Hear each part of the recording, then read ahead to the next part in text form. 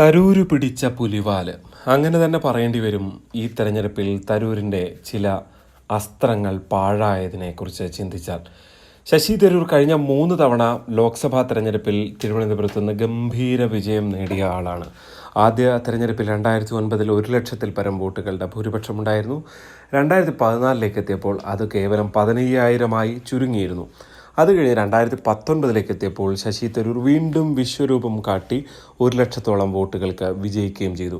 പക്ഷേ ഇത്തവണ കാര്യങ്ങൾ അത്ര എളുപ്പമല്ല എന്നാണ് സൂചനകൾ പുറത്തു വരുന്നത്. തനിക്കൊത്ത ഒരു എതിരാളിയായി രാജീവ് ചന്ദ്രശേഖർ വന്നതോടെ, രാജീവ് ചന്ദ്രശേഖറിൻ്റെ പ്രചരണം കടുത്തതോടെ തരൂർ അല്പം അങ്കലാപ്പിലാണ് എന്ന് തന്നെ പറയേണ്ടി വരും. തരൂർ അങ്കലാപ്പിലാണ് എന്ന് പറയാൻ കാരണം തരൂരിൻ്റെ വാക്കുകൾ തന്നെയാണ്, തരൂരിൻ്റെ പ്രവൃത്തികൾ തന്നെയാണ്. തരൂരിൻ്റെ പല പ്രവൃത്തികളും പാഴായി പോകുന്ന, പിഴച്ചു പോകുന്ന കാഴ്ചയാണ് കഴിഞ്ഞ കുറേ ദിവസമായി തിരുവനന്തപുരത്ത് നിന്ന് പുറത്തു വരുന്നത്. ഏറ്റവും ഒടുവിൽ തെരഞ്ഞെടുപ്പ് കമ്മീഷൻ ശശി തരൂരിനെ കീറിയൊട്ടിച്ചു എന്ന് തന്നെ നിസ്സംശയം പറയാം. അതിലും തുടർന്നൊരു പ്രതികരണത്തിന് പോലും തയ്യാറാകാതെ ശശി തരൂർ ആകെ പ്രതിസന്ധിയിലായിരിക്കുന്ന ഒരു കാഴ്ചയാണ് തിരുവനന്തപുരത്ത് കാണാനുള്ളത്. എന്താണ് യഥാർത്ഥത്തിൽ സംഭവിച്ചത്? ശശി തരൂർ രാജീവ് ചന്ദ്രശേഖരനെതിരെ ഗൗരവമേറിയൊരു ആരോപണം ഉന്നയിച്ചു. അതായത് രാജീവ് ചന്ദ്രശേഖരൻ സാധാരണ ജനങ്ങൾക്കും മേധാവികൾക്കുമൊക്കെ പണം നൽകി വോട്ട് സ്വാധീനിക്കാൻ ശ്രമിക്കുന്നു എന്നതായിരുന്നു ആരോപണം. മലയാളത്തിലെ ഒരു പ്രമുഖ ചാനലിന് നൽകിയ അഭിമുഖത്തിലാണ് അദ്ദേഹം ആദ്യം ഈ നിലപാട് എടുത്തത്. ഇതിനെതിരെ തുടക്കത്തിൽ തന്നെ രാജീവ് ചന്ദ്രശേഖർ രംഗത്ത് വന്നു. രാജീവ് ചന്ദ്രശേഖർ ചോദിച്ച ഏറ്റവും പ്രധാനപ്പെട്ട ചോദ്യം താൻ ആർക്ക് പണം നൽകി എന്ന് തരൂർ വ്യക്തമാക്കണം എന്നുള്ളതായിരുന്നു. ഏത് മത അധ്യക്ഷനാണ് താൻ പണം നൽകിയത്? ഇവിടെ മുൻപ് ശശി തരൂരിന് അത്തരം ശീലങ്ങളുണ്ടോ? ഞാൻ ആദ്യമായിട്ടാണ് തിരുവനന്തപുരത്ത് തെരഞ്ഞെടുപ്പിൽ മത്സരിക്കുന്നത്. എങ്ങനെയാണ് തരൂരിന് ഇത്തരം ഒരു അറിവ് കിട്ടിയത്? അവിടെ തന്നെ ആദ്യഘട്ടത്തിൽ തരൂർ വീട്ടിലായി. കാരണം ഏതെങ്കിലും ഒരു അധ്യക്ഷൻ്റെ പേര് പറയാൻ പറ്റുമോ? കാരണം അവരെ കൂടി പ്രതിപ്പട്ടികയിലാക്കുന്നു എന്നുള്ളതല്ലേ, അവരെ കൂടി സംശയത്തിൻ്റെ നിഴലിലാക്കുന്നു, അവരെ അപമാനിക്കുന്നു എന്നല്ലേ ആ സംഭവത്തിൽ കൂടി പുറത്തു വരിക. അങ്ങനെ തരൂർ ആദ്യഘട്ടത്തിൽ തന്നെ വീട്ടിലായി. തൊട്ടു പിന്നാലെ തരൂരിന് വക്കീൽ നോട്ടീസ് അയച്ച് രാജീവ് ചന്ദ്രശേഖർ നിയമ നടപടിയുടെ ആദ്യഘട്ടം തുടങ്ങി. അതിന് തൊട്ടു പിന്നാലെ ഈ ചാനലിനും, ഇൻ്റർവ്യൂ സംപ്രേഷണം ചെയ്ത ചാനലിനും ശശി തരൂരിനുമെതിരെ തെരഞ്ഞെടുപ്പ് കമ്മീഷന് BJPയുടെ നിയമ സെല്ല് പരാതി നൽകി. ഈ വിഷയത്തിൽ ശശി തരൂരിനും ചാനലിനും നോട്ടീസ് നൽകി. നോട്ടീസിന് അവർ വിശദീകരണം നൽകുകയും ചെയ്തു. പക്ഷേ വിശദീകരണത്തിൽ കൃത്യമായി താൻ അങ്ങനെ പറഞ്ഞിട്ടില്ല. അതായത് ഇങ്ങനെ കേട്ടുകേൾവിയുണ്ട് എന്ന് മാത്രമാണ് താൻ പറഞ്ഞിട്ടുള്ളത് എന്ന് തിരുത്താനാണ് തരൂർ ശ്രമിച്ചത് എന്നാണ് മനസ്സിലാക്കുന്നത്. മറ്റൊരു ചാനലിന് നൽകിയ അഭിമുഖത്തിൽ അദ്ദേഹം അങ്ങനെയാണ് വിശദീകരിക്കുകയും ചെയ്തത്. അതായത് പണം രാജീവ് ചന്ദ്രശേഖർ വാങ്ങിയെന്നല്ല, വാങ്ങിയതായി കേട്ടുകേൾവിയുണ്ട് എന്നുള്ളതാണ്. എന്തൊരു ഗുരുതരമായ മറുപടിയാണ്, എന്തൊരു ഗുരുതരമായ എന്താ പറയുക, ലാഘവത്തോടെയുള്ള മറുപടിയാണ് തരൂർ അവിടെ നൽകിയത് എന്നുള്ളതാണ് ഏറ്റവും ശ്രദ്ധേയമായിട്ടുള്ളത്. കാരണം തെരഞ്ഞെടുപ്പ് രംഗത്ത് നിൽക്കുമ്പോൾ ഏതെങ്കിലും ഒരു സ്ഥാനാർത്ഥിക്കെതിരെ കൃത്യമായ തെളിവുകളില്ലാതെ ഗുരുതരമായ അവരെ വ്യക്തി അധിക്ഷേപം നടത്തുന്നത് അതിഗുരുതരമായ പിഴവാണെന്നിരിക്കെ തരൂർ 3 തവണ ലോക്സഭാ തെരഞ്ഞെടുപ്പിൽ തിരുവനന്തപുരത്ത് ജയിച്ച അനുഭവസമ്പന്നനായ ഒരു MP ആണെന്നിരിക്കെ, അതായത് തെരഞ്ഞെടുപ്പ് രംഗത്ത് മത്സരിച്ചവർക്കാണല്ലോ ഈ പെരുമാറ്റച്ചട്ടവും അല്ലെങ്കിൽ ഓരോ കാര്യങ്ങളും ഇഴകീറി അറിയാവുന്നത്. അങ്ങനെയുള്ള തരൂർ ഇങ്ങനെ ഒരു ആരോപണം ഉന്നയിച്ചതാണ് ഏറ്റവും ഒടുവിൽ വീട്ടിലാകുകയും. എന്തായാലും തെരഞ്ഞെടുപ്പ് കമ്മീഷൻ വിശദീകരണം നൽകി. പക്ഷേ തെരഞ്ഞെടുപ്പ് കമ്മീഷൻ ഈ വിശദീകരണം നിഷ്കരുണം തള്ളിക്കളഞ്ഞു.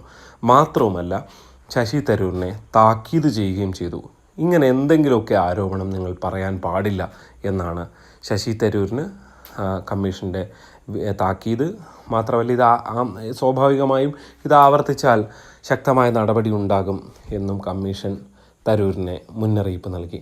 ഈ സംപ്രേഷണം ചെയ്ത ചാനലിനും സമാനമായ താക്കീത് നൽകുകയുണ്ടായി. ഇതിന് പിന്നാലെ മാധ്യമങ്ങൾ ശശി തരൂരിനെ വളഞ്ഞുകൂടി ഈ താക്കീതിനെക്കുറിച്ച് എന്താണ് പറയാനുള്ളത് എന്ന് ചോദിച്ചപ്പോൾ തരൂർ വീണ്ടും ഒളിച്ചോടി. തന്നെക്കുറിച്ച് മാത്രം പറയാനാണ് ആഗ്രഹിക്കുന്നത്, എതിർ സ്ഥാനാർത്ഥിയെക്കുറിച്ച് ഒന്നും പറയാൻ ആഗ്രഹിക്കുന്നില്ല, ഈ വിവാദത്തെക്കുറിച്ച് ഒന്നും പറയാൻ ആഗ്രഹിക്കുന്നില്ല എന്ന് പറഞ്ഞ് തടി തപ്പുകയാണ് ശശി തരൂർ യഥാർത്ഥത്തിൽ ചെയ്തത്. തരൂരിൻ്റെ ഒരു ഇത്തരത്തിലുള്ളൊരു അങ്കലാപ്പ് നമ്മൾ സമീപകാലത്ത് ഒരു തെരഞ്ഞെടുപ്പിലും കണ്ടിട്ടില്ല. ശശി തരൂർ ഇത്രയും ഭയപ്പെട്ട് യഥാർത്ഥത്തിൽ കണ്ടിട്ടില്ല. ഈ 2014 15,000 വോട്ടിന് ജയിക്കുമ്പോൾ പോലും ഒരു തോൽവി ഒരു പക്ഷേ ശശി തരൂർ മുന്നിൽ കണ്ടിട്ടുണ്ടാകില്ല. അപ്രതീക്ഷിതമായിരിക്കും അത്രയും ചെറിയൊരു മാർജിനിലേക്ക് കാര്യങ്ങൾ എത്തിയത്. കാരണം അന്ന് BJP അധികാരത്തിൽ വരും എന്നൊക്കെയുള്ള ചില സൂചനകളുണ്ടെങ്കിലും അതൊന്നും അത്ര ഉറപ്പില്ലല്ലോ. 2019 രാഹുൽ ഗാന്ധി അധികാരത്തിൽ വരുമെന്നുള്ളതായിരുന്നു കേരളത്തിൻ്റെ ഒരു പൊതുവികാരം. അങ്ങനെ തരൂരിന് 1,00,000 വോട്ടിൻ്റെ ലീഡ് കിട്ടുന്നു. അവിടെ രാജഗോപാലിനെക്കാട്ടിൽ കുമ്മനം രാജശേഖരൻ ഏതാണ്ട് 35,000-ൽ പരം വോട്ടുകളൊക്കെ അധികമായി നേടിയെങ്കിലും അതിൽ കൂടുതൽ വോട്ടുകൾ നേടി തരൂർ ഗംഭീര വിജയം നേടി. അന്നൊന്നും ഈ പ്രശ്നം തരൂരിന് ഉണ്ടായിരുന്നില്ല, ഈ അങ്കലാപ്പ് ഉണ്ടായിരുന്നില്ല. പക്ഷേ ഇത്തവണ കാര്യങ്ങളാകെ മറിയുന്ന ലക്ഷണങ്ങൾ തരൂർ ഒരു പക്ഷേ മുന്നേ കണ്ടു എന്ന് തന്നെ പറയേണ്ടി വരും. കാരണം വ്യക്തിപരമായ അധിക്ഷേപങ്ങൾ ആണ് ഫലത്തിൽ ഇവിടെ ഉണ്ടായിരിക്കുന്നത്. അത് ഈ മത മേലധ്യക്ഷന്മാരെ പോലും സംശയത്തിൻ്റെ നിഴലിലാക്കിയിരിക്കുന്നു എന്നുള്ളതാണ് ഏറ്റവും ശ്രദ്ധേയമായിട്ടുള്ളതെന്ന്. മാത്രമല്ല, തെരഞ്ഞെടുപ്പ് രംഗത്ത് പലയിടത്തും പൊട്ടിത്തെറികളുണ്ടാകുന്നു. കോവളത്ത് കോൺഗ്രസ് പ്രവർത്തകർ തന്നെ തരൂരിനെ കൂവി വിളിക്കുന്നു. മണ്ണന്തലയിൽ തരൂരിറങ്ങിയ വേദിയിൽ കോൺഗ്രസ്സുകാർ തമ്മിലടിക്കുന്നു. അങ്ങനെ പല സംഭവങ്ങൾ ഉണ്ടായി എന്നുള്ളതാണ് ഈ തെരഞ്ഞെടുപ്പ് രംഗത്തെ ഏറ്റവും ശ്രദ്ധേയമായ ഒരു കാഴ്ച. എന്തായാലും ഇതിനെല്ലാം പിന്നാലെ ആണ് ഈ സംഭവം ഉണ്ടാകുകയും ഏറ്റവും ഒടുവിൽ തരൂരിന് താക്കീത് വരികയും ചെയ്യുന്ന സാഹചര്യത്തിലേക്ക് കാര്യങ്ങൾ എത്തിയത് എന്നുള്ളതാണ് ഏറ്റവും ശ്രദ്ധേയമായിട്ടുള്ളത്. തീർച്ചയായും ഇങ്ങനെയൊക്കെ ചിന്തിക്കാൻ, തരൂരിനെ അങ്കലാപ്പിലാക്കാൻ ഏറ്റവും പ്രധാന കാരണം തനിക്കൊത്ത ഒരു എതിരാളി തന്നെയാണ് രാജീവ് ചന്ദ്രശേഖർ. രാജീവ് ചന്ദ്രശേഖർ വലിയ മുന്നേറ്റം നടത്തുന്നുണ്ട്. പ്രത്യേകിച്ച് തരൂരിന് സാധാരണഗതിയിൽ തരൂരിനെ പൂർണ്ണമായും പിന്തുണയ്ക്കുന്ന കോവളം, നെയ്യാറ്റിങ്കര, പാറശാല പോലുള്ള മേഖലകളിൽ പോലും, അവിടുത്തെ പൊഴിയൂർ പോലെയുള്ള തീരമേഖലകളിൽ പോലും രാജീവ് ചന്ദ്രശേഖർ വലിയ സമ്പർക്കം നടത്തുകയും പല ഇടപെടലുകൾ നടത്തുകയും ജനങ്ങളുടെ വിശ്വാസം ആർജിക്കാൻ ശ്രമിക്കുകയും ചെയ്യുന്നു.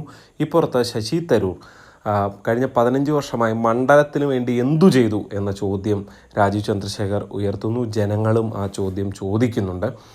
താൻ വന്നാൽ കാര്യം നടക്കും എന്ന ഭയങ്കര പോസിറ്റീവായിട്ടുള്ളൊരു പ്രചാരണവുമായാണ് രാജീവ് ചന്ദ്രശേഖർ അരങ്ങത്ത് നിൽക്കുകയും ചെയ്യുന്നത്.